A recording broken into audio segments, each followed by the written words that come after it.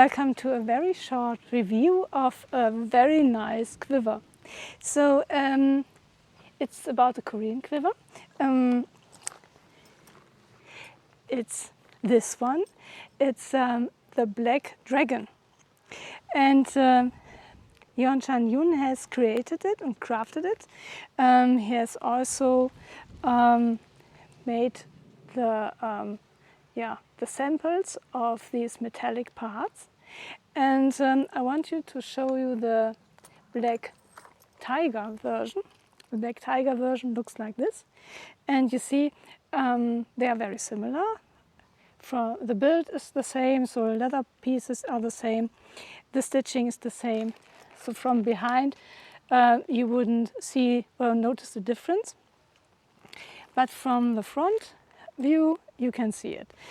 So here from the Black Tiger version we have relatively flat metal parts, and nevertheless they're beautiful. They're very elegant, and I love the set. So I have also a bow holder from the Black Tiger.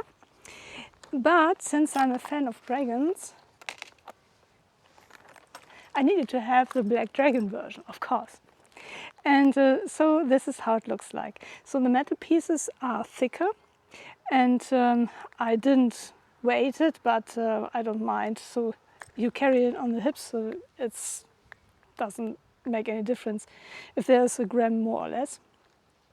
And you can see here that the dots are the same, and the other metal pieces here are more defined and have more details. So don't know how to show it. Maybe you can see it here. The metal pieces, very nicely done.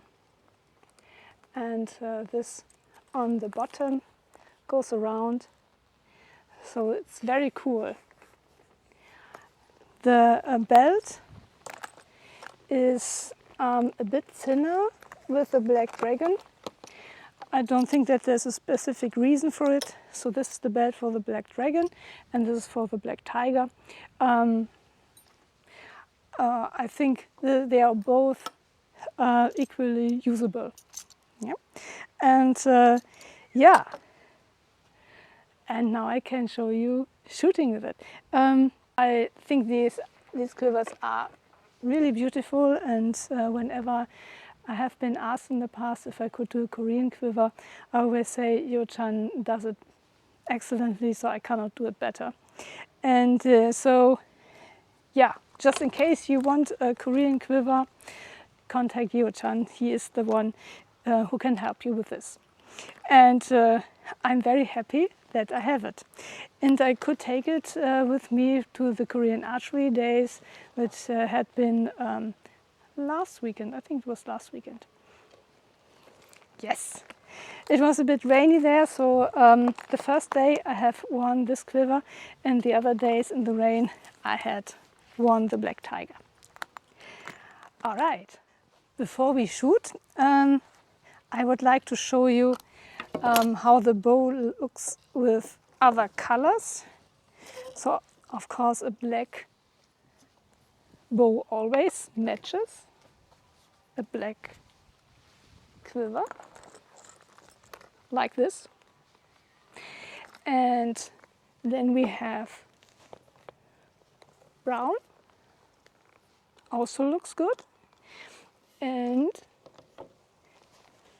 red, and white, and yellow, and green, and blue. So you get the point. With this quiver, the bow is always matching. Now let's shoot. Shooting. This time I use my pole arrow, or pole stone arrow, or whatsoever.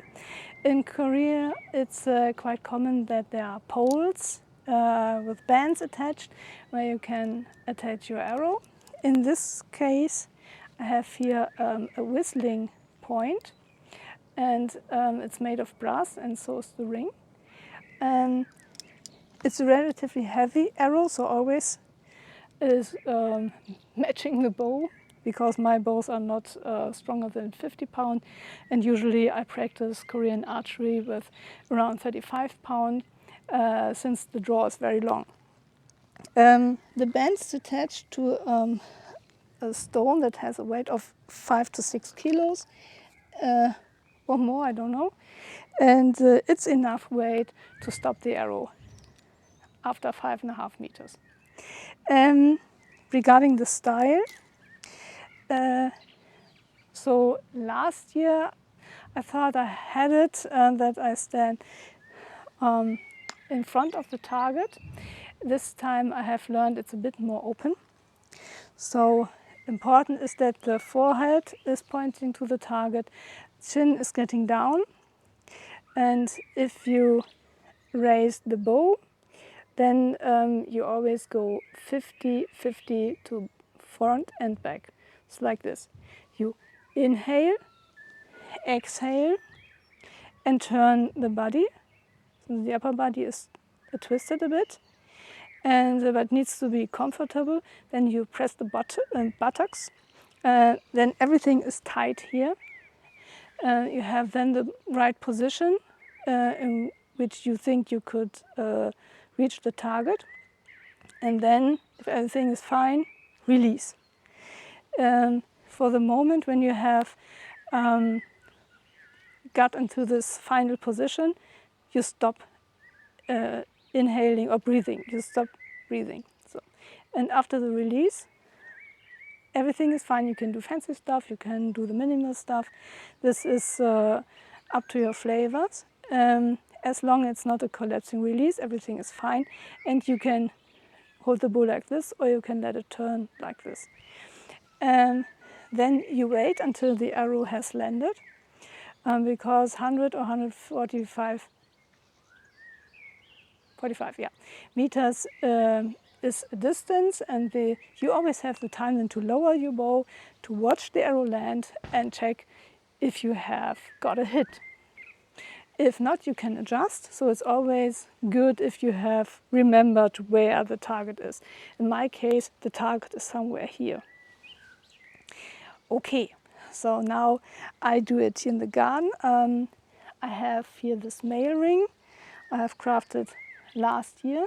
This year I have crafted another one that is thicker, but it's too thick here in this area, so I need to get this down, and that's the reason why I use the older one, but this is fine still. Okay.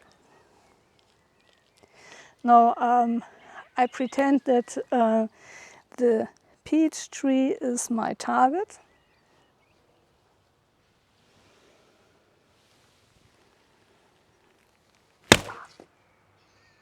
So the peach tree was around here in this area, and the aim is that you reach with the chin nearly to touch then your shoulder here. Not so, of course, but lower is and then shooting. I learned this the last day, so during the tournament I didn't pay attention to this one. Okay. So now the sun is coming from the front. Tja, it's like it is now. Then I close my eyes and it's fine anyway. So target, chin down, hands up, inhaling, then exhaling during the pull, the draw, and then stop, and then shoot.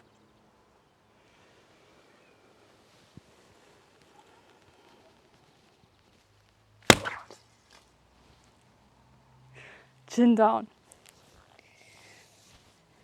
Yeah, this is what we need to practice if we want to practice Korean archery. So, again.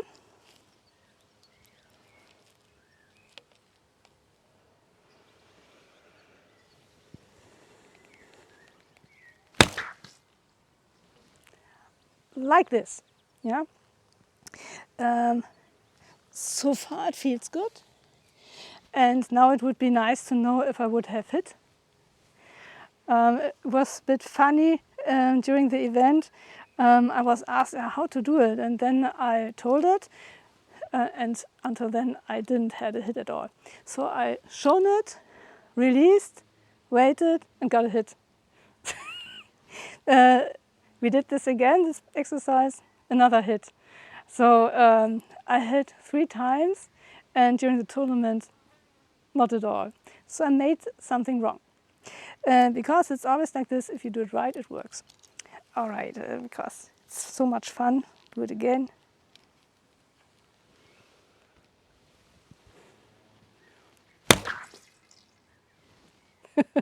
I think you got the idea, and if you want like to do it yourself, the Korean bows are not that expensive, and you can have several sources. If you don't know what or where, you can text me, but I think you all know it, where to get this.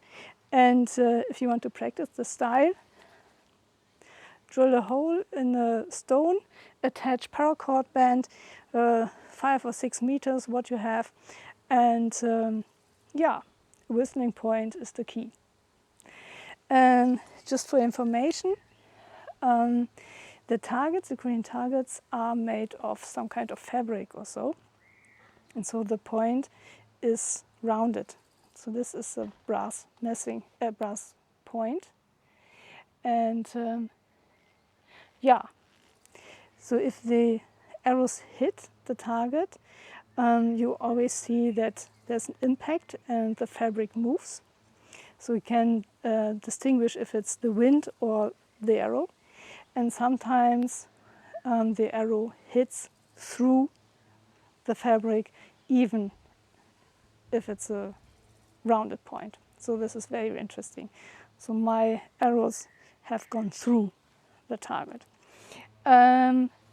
Yeah, that's the reason why we have here very soft fabric in the quiver. And first, when I took the normal points, the sharp points, I didn't want to destroy the nice fabric here. Is it leather? I'm not sure. And because it's very nice and soft. But after I've learned that the Korean arrows look like this, it was totally clear why there is some kind of soft material here, lining material. Okay, and now back to the quiver. It's a very nice one. So the fit is very easy. You have 3 belts more or less. Yeah, the main belt that is going here through this loop, and the other 2. There's a short one and there's a long one, and then you can just tighten it to your liking, and then you have it here straight. You can do whatever you like, it's always fixed. And I like this ridging very much. Yeah, this is how it looks like.